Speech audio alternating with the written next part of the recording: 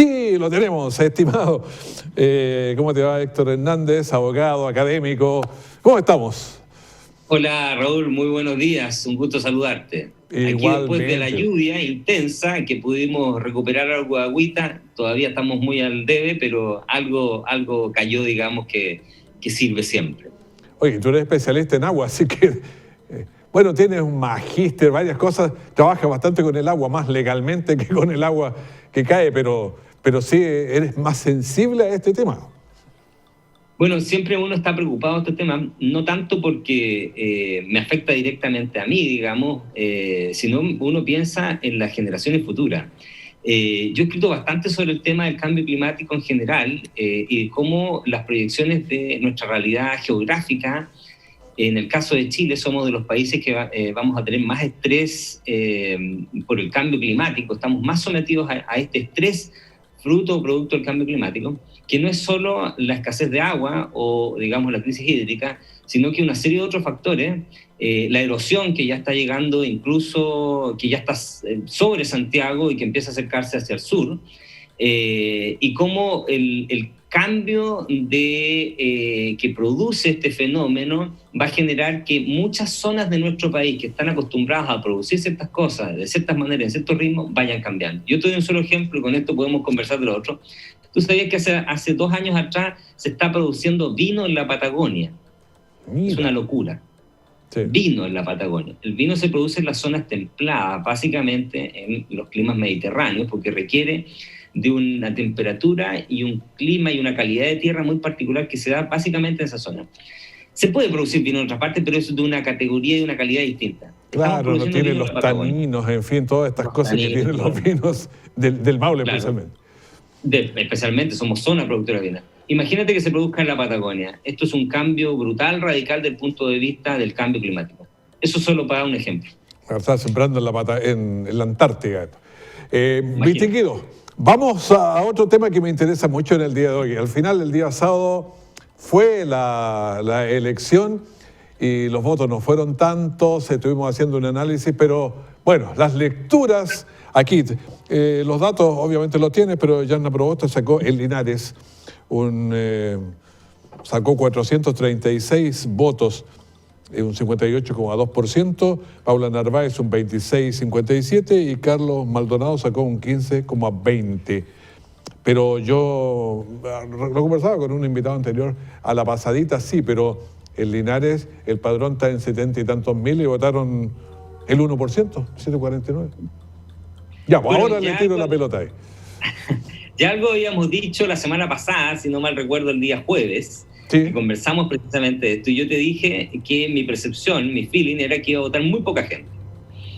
Incluso, si tú recordás, yo te dije, mira, yo creo que entre 200 y 300 mil.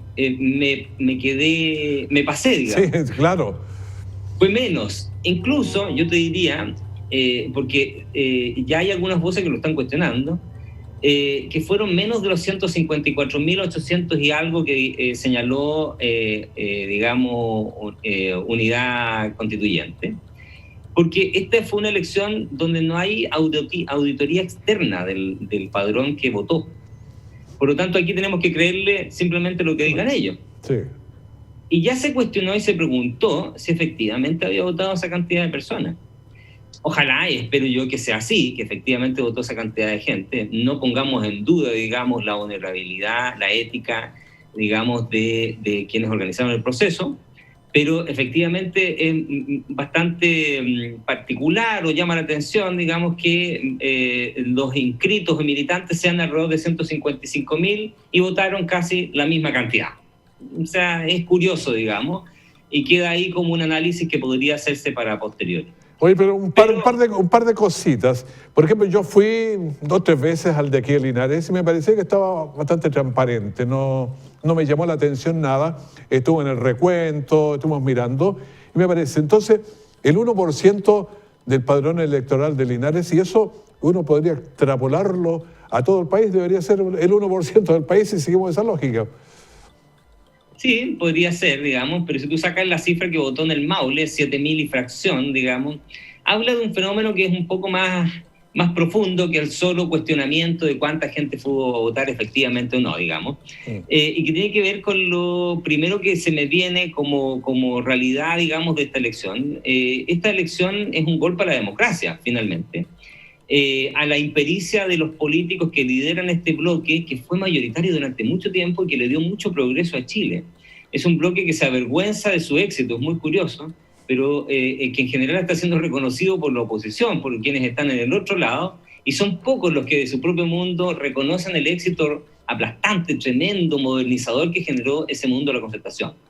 Pero por eso mismo es una derrota para la democracia, demuestra la impericia de sus líderes políticos que no fueron capaces de ponerse de acuerdo de ir a una primaria legal, con todo lo que significa eso, y haber llamado a más gente a votar. Pero demuestra también, vuelvo a insistir, la impericia de estos líderes que no fueron capaces de convocar con un discurso atractivo, diferenciador de las demás opciones políticas que existen en este momento, Boric y Sichel mayoritariamente por otro lado, que los lograse diferenciar y que pudiese convocar a un mundo de centro-izquierda, ellos dicen democrático, por hacer la distinción con ese otro mundo de Boric, que fuera capaz de llevar a no 150.000, no a 600.000, sino 1 millón o más de personas, que efectivamente es lo que aspiraban en teoría, digamos. Maldonado lo dijo claramente, que vamos a ir 1 millón de personas. 1 millón de personas lo dijo. Por lo tanto, es una derrota de la democracia, pero también una derrota de este mundo. ¿Significa eso que esos partidos políticos están por morir? Algunos han dicho que sí, sobre todo el PPD, el Partido Radical, que estarían incluso por fusionarse con el Partido Socialista. Se ha dicho eso durante mucho tiempo, pero efectivamente yo creo que hay aquí un atisbo de derrota de un mundo de centro-izquierda.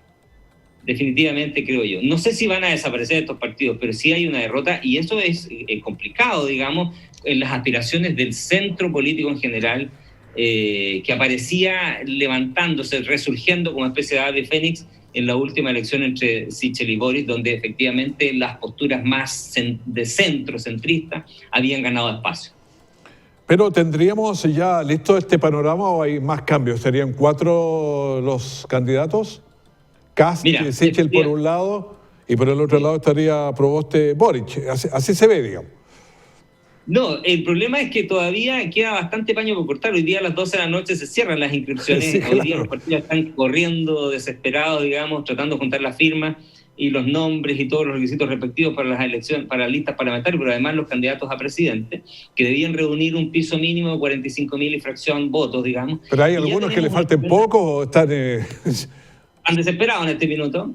Se puede hacer en forma digital, así que es mucho más sencillo. Sí. Pero ya tenemos un actor relevante que, así como en la elección Frei Lagos primaria, que fue el primer gobierno del presidente Piñera, irrumpió en el escenario, Meo es el candidato, ya lo dijo, él va a estar en la papeleta y va a ser candidato. Porque él tiene un partido detrás, él no requiere firma, él requiere simplemente que su partido lo presente. Lo presente y listo, se acabó. Exactamente, es cumplir los requisitos formales, documentales e ingresar. Y eso representa un tremendo golpe para Proboste, porque hay una votación ahí de ese mundo, porque él no saca los votos de la derecha, los saca de la centro-izquierda de la izquierda, y afecta más a Proboste que a Boric. Y por otro lado tenemos a Gino Lorenzini, de la famosa Felices y Forrados, esta empresa que hacía asesoría en materia de jubilaciones, de AFP en general, seguridad social, que ya dijo que reunió la cantidad de votos que va a estar, y está también Franco Parisi con el Partido de la Gente, que tengo entendido está a punto de conseguir la votación. Y a eso súmale una playa de más candidatos que no son conocidos a nivel nacional, pero que están trabajando para obtener los votos. Jocelyn Hall, una señorita de apellido Miranda, un señor de apellido Larcón, un montón de candidatos que en general la ciudadanía no conoce, pero que están trabajando para obtener los votos. Y lo más probable es que tengamos una elección con mucho candidato, que muchos de ellos van a ser solo testimoniales. Que no nos vaya a pasar como en Perú. ¿Te acuerdas que tenían una cantidad impresionante y que al final se divide? La dispersión es compleja. Sí, y eso es un problema, y apuntas bien en ese aspecto, porque la dispersión hace que finalmente los candidatos que pasen a segunda vuelta lo hagan con votaciones muy bajas. Ahora, pongamos aquí acento en una cosa, si posiblemente tengamos a fin de año voto obligatorio, y quizás eso haga la diferencia. pero efectivamente los sistemas donde el voto es voluntario y tienes dispersión de candidatos, terminan pasando a segunda vuelta candidatos con muy poca votación, y se produce mucho esto de que se eclipsan mucho, digamos, los discursos entre uno y otro, y se genera esta sensación de que se elige el menos malo. La Cámara de Diputados aprobó el voto obligatorio, pero el Senado quedó ahí tranquilo, entonces no se sabe qué va a pasar, qué va a decir el Senado. Así es, y por eso te digo, posiblemente lo tenemos a fin de año y en la elección presidencial, y ese sería, digamos, el principal factor disonante, digamos, de las estrategias políticas hasta el minuto, digamos, porque todos habían hecho con voto voluntario. Entonces, tener un voto obligatorio cambia el escenario, cambia el panorama. Para algunos cientistas políticos y teóricos de este tema es, en el fondo, hacerle el trabajo gratis a los políticos en general, porque es menos complejo para ellos convencer con un discurso, ya no tienen esa necesidad, pero por otra parte legitima el proceso democrático y nos obliga a todos a ser parte y ser responsables de quién votamos y a quién votamos y elegimos. Bueno, estamos conversando con Héctor Hernández, abogado académico, sobre esto que está pasando, pero ¿cuánto irán hoy día tiene que quedar decidido, ¿cierto? 24 horas ya tiene que cerrarse, así que todas estas elucubraciones y conversaciones nos van a durar 12 horas nomás. Así es, se cierra hoy, es el plazo fatal y definitivo, y es el inicio ya formalmente de esta elección, digamos, si bien ya Boric y Sichel están trabajando hace rato, y Kast lanzó su programa de candidatura oficialmente el día de ayer en Temuco. Los demás candidatos van a ser un poco esa incógnita. Ya conocemos a Parisi, conocemos a Ameo, por lo tanto vamos a poder vislumbrar, ya vislumbramos un poco para dónde van. Parisi es un candidato más de centro-derecha que de centro-izquierda, y Meo en realidad es un candidato de izquierda. Claro. Y fue, digamos, el disruptor, digamos, en esa elección Frei Lago, y permitió el triunfo de Sebastián Piñera en Sebastián Piñera 1, digamos, cuando no quiso, no manifestó formalmente su apoyo a Eduardo Frei. Entonces, son candidatos, y ya lo dijo hoy día Jasna Proboste, el que corre uno y que solo va por lista solo, se las arreglará solo, dijo, ya le cerró la puerta, así como Sichel se la cerró a Kast. Va a tener cada uno su contendor difícil y fuerte por fuera, y va a ser muy complejo, sobre todo para Jasna Proboste, tratar de alinear a todos estos mundos. Y se me quedaba la lista del pueblo. Recuerda que también la lista del pueblo levantó una candidatura, no me acuerdo exactamente en este minuto, Ancalao, me da la impresión, del candidato que es de la etnia mapuche, digamos, que va por la lista del pueblo. Entonces, tenemos una lista, vamos a tener una sábana de candidatos muy grande, y la dispersión de votos va a ser interesante, y ver cómo finalmente los que logren pasar a segunda vuelta, si es que logran llegar ese voto que quedó disperso en todas estas candidaturas, muchas de ellas testimoniales. Antes estaba la frase cura de Catapilco, no sé si te acuerdas, que fue un candidato alternativo que también... Pero ahora ya son hartos cura de Catapilco. Muchos. Bueno, fue una elección entonces con poca votación, y vamos a ver qué es lo que se nos viene el 21 de noviembre de la elección. Así es. Mira, finalmente, solo para cerrar este tema, digamos, ya en la realidad de nuestra región, vuelvo a insistir, la votación en la región fue muy baja. Ellos han tratado de justificar, digamos, la lluvia. Esta elección, claro, aspecto climático, la lluvia, pero básicamente han dicho esto no era una elección propiamente tal, esto era simplemente una consulta, casi como si fuera una consulta esta de internet, así, bajándole el perfil absolutamente, pero en realidad no, esto fue su forma de validación. Desde ese punto de vista sí es legítima, nadie puede desconocer la legitimidad, pero es una legitimidad que en materia política, porque hay que leerlo en sintonía política y en clave política, es una legitimidad, digamos, que queda un poco al debe, porque, vuelvo a insistir, una votación tan baja, digamos, casi tan testimonial, no le da el envión requerido a una candidatura que requería fuerza, digamos, desde el centro político para transformarse en opción política, porque además hay que considerar una cosa. El programa de Narváez era muy parecido al de Boric. La dispersión de votos socialistas ya se fue, porque ni siquiera votó el 50% del padrón del Partido Socialista. Pero además, entre las posturas que ha planteado Jasna Proboste y las que ha planteado Boric, hay mucha similitud. Entonces, el mundo, la ciudadanía, el votante, no tiene mucha diferenciación entre Jasna Proboste y Boric. Y aquí, como ya se lo dijeron desde el mundo de Boric, repetirse o votar por el cuento repetido de la concertación, al cual han denostado durante todo este tiempo, versus una, digamos, opción nueva, juvenil, de una izquierda más jovial o renovada, no sé si renovada, pero jovial, evidentemente ellos llevan las de ganar.